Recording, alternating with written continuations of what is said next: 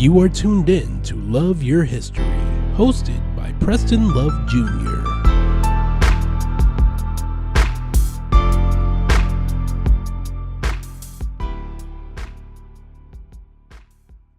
Well, hello, I'm Preston Love Jr., and I welcome you, and I'm so grateful to be with you again today.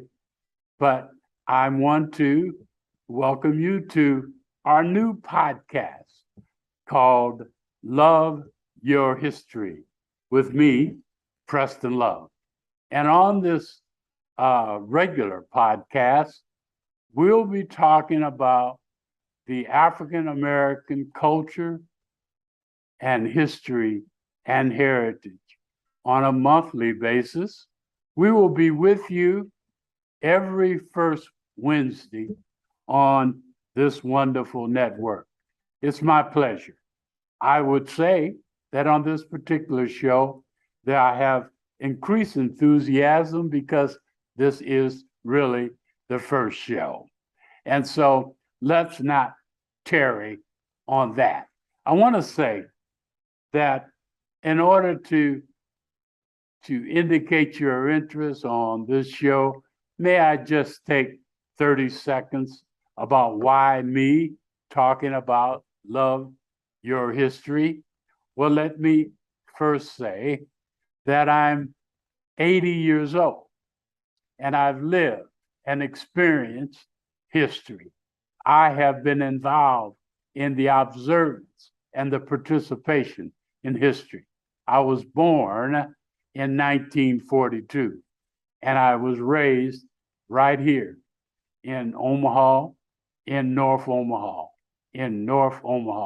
I have lived the history. And so on my show, over the next coming episodes, we'll be talking about all aspects of the African American culture and history, both nationally and locally. May I also say that I am a professor at the University of Nebraska here in Omaha in the Black Studies Department. And I participate as a regular participant in trying to assist North Omaha in making history. So that's my introduction to our new show called Love Your History and with me, Preston Love. I want to start today by talking about something that is occurring before your eyes. And it is as much making history as it is history in itself. However, all of these things, quite frankly, are evolving from our illustrious history, the good and the bad and the ugly of our history. May I say that also that I'm a writer. I have written 5 books, 2 of which are children's books, and that every year, you should know, every year, I take 40 high school kids and anywhere from 20 to 40 adults on a Black History tour. It is designed for the youth, but we go on a Black History tour to teach our youth and so that they reach a point, so guess what? They would love their history. But we take them to Memphis, Tennessee. We take them to Jackson, Mississippi. We take them to Birmingham. We take them to Tuskegee. We take them to Selma. We walk them across the Edmund Pettus Bridge. We take them to Montgomery, and we take them to Atlanta. May I say also that we do this with all expenses paid. But we're teaching our youth something that they're not aware of, quite frankly, and unfortunately. We teach them their own history, their African American history. And we're doing this every year. So I say this because what is on my mind today, and what I want to share with you is some breaking news about the history of North Omaha, the local history, and then with reference to my annual tour that I just described. We just returned in the last 2 weeks from that tour. I believe we had maybe one of the best tours ever this year. We had a great crop of students. By the way, our students now are very diverse. We have, of course, white and black students, but we have Hispanics, Jewish, Africans of several nations, and more. So we appreciate the group that we have each year, and the group that we have each year is different. They have a different group personality. They have a different way of engaging or not engaging in the lessons that we're trying to teach them. We go on this trip, and it could be called a fun trip, but it's not designed to be fun. It is designed to teach our youth their own history, and then for them to learn it, for them to respect it, and may I add, to love it, and then to go out and make history. That's what we're trying to do. We just got back. We had a wonderful time this year. We go to Memphis for all of its history. We, of course, go to the Lorraine Hotel where Martin Luther King was assassinated. And we go and we learn all of the aspects of why he was there. Do you know why he was there? He was there to support the sanitation workers in Memphis. In fact, one of the early and first real entry into something other than just civil rights and voting rights. He began to look ahead and begin to involve himself in the economics and the economic rights and the economic impact of things on Black people and Black communities. He was in Memphis to support the sanitation workers, and that's when he was assassinated. And so we go to Memphis and we learn those lessons. We also go, while we're in Memphis, we go to the Mason Temple, which is the home of the very large Church of God in Christ, the headquarters, the international headquarters of the Church of God in Christ is in Memphis. And in the temple that is there, the iconic temple, is where Martin Luther King made his last speech before he died. So we go there and we go inside that temple and learn about it and learn about and feel the emotional impact of being in that temple and the emotional impact of looking into the room that Martin Luther King laid and slept before he woke up that next day and was assassinated. That's partly what we do in Memphis. We go on from there to Jackson, Mississippi. And Jackson, Mississippi is where Emmett Till was hung and he was lynched and he was beaten and thrown over into the bridge, across the bridge, into the water, the Tallahassee, to be specific.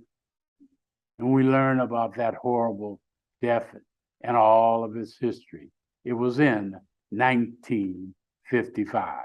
May I mention historically that I believe that really the civil rights movement in earnest, and the one that we know of and think of when we talk civil rights movement, began in the mid-50s. And Emmett Till's death in 55 was part of that beginning.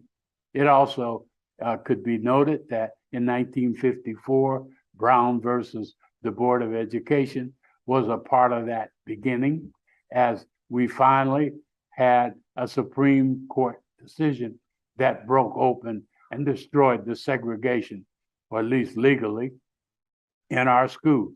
We surely got in former episodes to talk about segregation in schools right here in Omaha, Nebraska. But we go to Mississippi to learn that history. And while we're there, we go to the home of the civil rights leader of its time, Medgar Evers, the great civil rights leader who was gunned down in his own driveway with his kids and his mother and his wife inside the house. We went to his house and looked at the driveway. May I say, all of these face-to-face things that we do are very roller coaster for our emotions. There is no way to look into the room where Martin Luther King was killed or the driveway where Medgar Evers was assassinated in his own home driveway without having an emotional tug. So we go to Mississippi and we learn about the Emmett Till and Medgar Evers and Fannie Lou Hamer and so many others. We leave there and we go to Birmingham, Alabama, and we visit some of the iconic places there. One of the main ones is the 16th Street Baptist Church. You may know that history, and maybe you don't.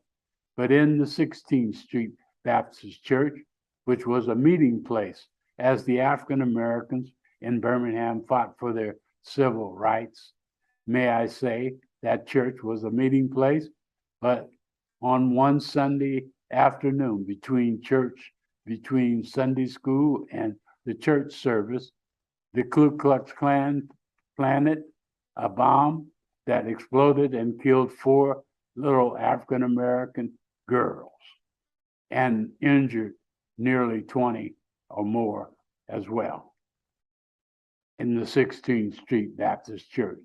So we go there and then we walk across the street from the church and we go to the Kelly Ingram Park. Some of you may not recognize the name, but I think verbally that I could make you see the Kelly Ingram Park, because you may have the images of dogs biting and hoses being turned on to the civil rights foot soldiers. That much of that was done in Kelly Ingram Park because that's where they assembled before they marched and they met before they assembled. And so the police and others attacked them with dogs and fire hoses. All of that in Birmingham and more. We leave there and we go to the iconic and one of the greatest known Black, one of the historical Black colleges and universities known AKA or known as the HBCUs, Tuskegee University, Booker T. Washington, and all of its history.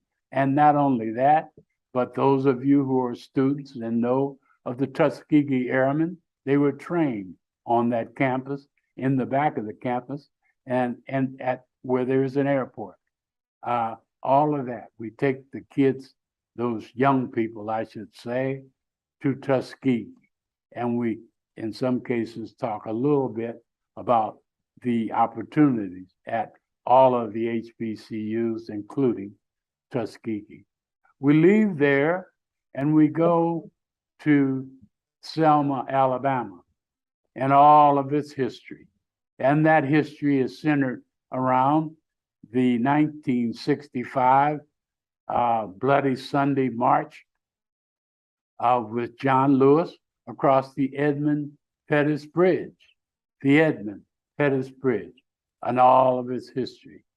All of its history and all of the history centered around, well, to some degree, King, but the history was mostly centered around John Lewis and Jamie Lee Jackson, who was killed during that process. There were actually 3 marches. The first one was the bloody one. They were marching for what?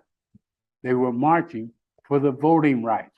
May I comment and say that in your understanding of the history of the struggle for our rights, there were really 2 circles, really 3 or 4 that could be talked about. There was the civil rights, there was the voting rights, there was the housing rights, there was the economic rights. The ones that get the most attention are not more important than the other ones. But once in 1964, as the communities across the South and across the nation fought for civil rights, there was a time in 1964 where 4 young men who were there to demonstrate and march and fight for the civil rights in Mississippi. They fought and they fought, and they were arrested. And one particular night, 3 young men were arrested, and they were released purposefully about midnight when it was dark. And their names were Cheney, Goodman, and Smyrna. And they were released, as I say, on purpose in the middle of the night. And as they drove away from the jail and drove down the country road, they were pulled over by a police vehicle, and they were taken out and beaten to death. They became martyrs, and as a result of the publicity of all of that and the horribleness of all of that, may I mention that their perpetrators were never really prosecuted, but may I say that they were killed in 1964, and it was their deaths that really was the reason for and what really became the final point as it relates to the passage of the 1964 Civil Rights Act. So that particular fight, if you will, for equal opportunities under the law and for the civil rights and all of that, the civil rights, if you will, many ways you could describe it. But the civil rights battle was brought to a head with the 1964 Civil Rights Act. I mention it in the context of all of the 5 that I mentioned: the civil rights, the voting rights, the economic rights, the housing rights. All of those together were really on the agenda for the civil rights movement. So theoretically, in 1964, after the death of those 3 young men, the 1964 Civil Rights Act was passed by, signed by what was then the president, Lyndon Baines Johnson. But I make this point because I leap forward to the tour that I was describing about us going to Selma and going across the Edmund Pettus Bridge. That was in 1965, after the passage of the 1964 Civil Rights Act. Now the attention of the civil rights movement moved from civil rights to voting rights. And that's what the fight was about when John Lewis and Martin Luther King and so many others were there at Edmund Pettus Bridge to demonstrate and to bring to the attention of the nation and to the counties there in Alabama that Black folks were not allowed to register and vote. They were allowed, in some cases, only if the Black folks met some unbelievable impediments. I could talk about those. Don't want to take a lot of time with them, but you could register as a Black in Alabama at that time if you could count the number of jelly beans in a jar, if you could pay a very large tax called poll tax, or if you could prove that your grandfather or grandmother voted before you. It definitely had not happened. And so all of that and more, the impediments to voting made it virtually impossible for Black folks to register and vote. And so that was being addressed and focused for some period of time by the civil rights movement, focused itself on Selma, Alabama. And so John Lewis led, because Martin Luther King was not in town, he led the first march attempt to cross the bridge, because the march, if you don't know, was intended to go something like this. And there were thousands of people in the march. They were going to march from Selma, Alabama, to the capital city, Montgomery, about 55 miles.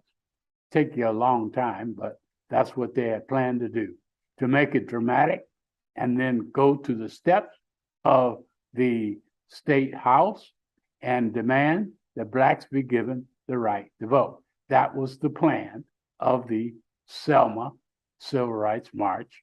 So in order to get from Selma to Montgomery, the first stage of that is the bridge, that the Edmund Pettus Bridge, just let me mention that as Pettus was a Ku Klux Klan member, but to cross that bridge before you begin the large, long march to Montgomery. And so the confrontation by the civil rights movement was in fact right there on the front end, right there at the Edmund Pettus Bridge, a now iconic bridge. May I say that there is much talk right now about making that bridge, renaming it to the John Lewis Bridge. So I'm talking and reminding you that I'm sharing with you the history tour that I take young people on every year that we just returned from, and giving you a step-by-step of our agenda. We leave Selma and we go next to several places in Montgomery, a very complex set of things to do in Montgomery that includes the history in and around the 1955, may I mention to you, if you're keeping up, the 1954 Brown versus Education, the 1955 killing of Emmett Till, and now we're talking about the 1955 bus strike in Montgomery, which began by the courageous move of Rosa Parks. And so we go there and we learn the story of Rosa, but we learn the great, courageous story of the residents of Montgomery who refused to ride the buses once the horrible bigotry and discriminatory practices as it relates to Blacks on public buses was exposed. And so that demonstration, the bus boycott, lasted a year. It brought the bus company to its knees because they were getting most of their revenue from Black folks riding to and from work. And they won that fight because that fight was the bus company capitulated and changed the policies. And also part of the victories that they hired Black bus drivers and Black mechanics. The bus strike was a very great victory in the mid-50s. I mentioned the dates again because I'm making the point that those dates were the beginning of what the civil rights movement was about for another 13 years as we know it, the civil rights movement as we know it. But we go there on our tour, and we go there to Montgomery to learn what I just mentioned. But we also go to very important other places, among others, is we go to the newly designed and the new museum called the Equal Justice Initiative, which is there in Montgomery. Oh, what an emotional place to go. It commemorates, it showcases, it mourns over nearly 5,000 men, Black men, women, and children who were lynched. They do it in a very dramatic way. You'll have to go for yourself. We take those young people to the memorial to commemorate there. And they are commemorated on in a way that does it. It is organized by county, by state. And so when you move around and you see these lynchings all over the South and some in the North, they're commemorated by state and county, and voila, you walk up and you see Nebraska, Douglas County, and you see our two lynchings. One in 1919, Will Brown, and one in 1891, George, AKA Joe Cole, George Smith, both lynchings in our city, from our city, are commemorated in Montgomery, along with all the other horrible acts by racists. And so we go there at all of that history and more. And then while we're there, we go over to the Legacy Museum that is a expose of slavery and all of the horribleness of slavery. And it's displayed in some very dramatic ways. They just moved to a new facility, by the way. Very emotional place to go. And when you go, there's some jars. There's a wall full of jars. And one of them has on it Douglas County, Omaha, Nebraska. And the jar is full of dirt. And the dirt is the dirt of the area where Will Brown was lynched. And he was shot 100 times and then burned to a crisp, if you don't know that story. And so, oh my goodness, we're in our 6th day, on our 5th day, our 6th day, we go to Atlanta, the final day. We do the obvious. We go, as I mentioned, we go to where Martin Luther King was raised, where he went to church. We actually go to the house where he grew up. We go to Ebenezer, where his dad and mom were the minister and first lady of Ebenezer Baptist Church. We go there, we go to the King Center, to the crypt where he, Martin Luther King, and his wife Coretta are memorialized and buried there in the midst of the King Center. We do all of that, but we also visit the iconic Black community in Atlanta and some of the 5 or 6 great colleges and universities. So all of that, I summarize my first show by saying that is what we do to teach others Black history and to get others and you, quite frankly, to love your history. And so in future shows, we surely are going to talk about some details about the evolution of our culture and our history. And that includes on the national scale. And we're going to correlate that with the history and culture and good, bad, and ugly of our own sweet North Omaha. And in future shows, we've got lots of breaking news because it is my feeling that loving your history is one thing, but you must also continue to make history. And so with that, I say thank you for listening and watching, and I'll see you on the first Wednesday of next month. This has been Love Your History, hosted by Preston Love Jr. If you'd like to leave suggestions, email us at ewcfacts@gmail.com. That's ewcfacts@gmail.com. This is an EWC Communication production.